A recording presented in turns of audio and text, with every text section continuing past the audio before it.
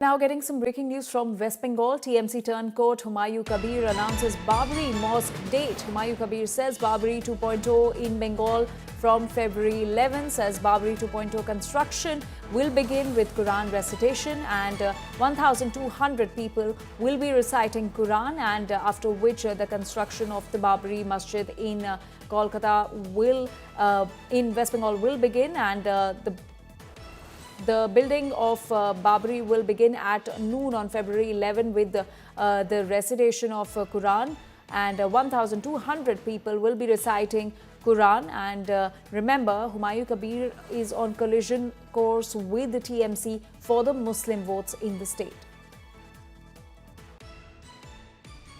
The মসজিদের ভিত্তি স্থাপন তো 6 ডিসেম্বর হয়ে আছে। আগামী 11 তারিখ বুধবার বেলা 10টা থেকে 1200 মুসলিম সমাজের যারা কোরআনকে মুখস্থ রাখেন, হাফেজ বলা হয়, মৌলানা, কারি, হাফেজ, মুফতি 1200 জন, তারা 10টা থেকে 12টা 2 ঘন্টা কোরআন তেলাওয়াত করবে, অর্থাৎ কোরআন খতম করবে।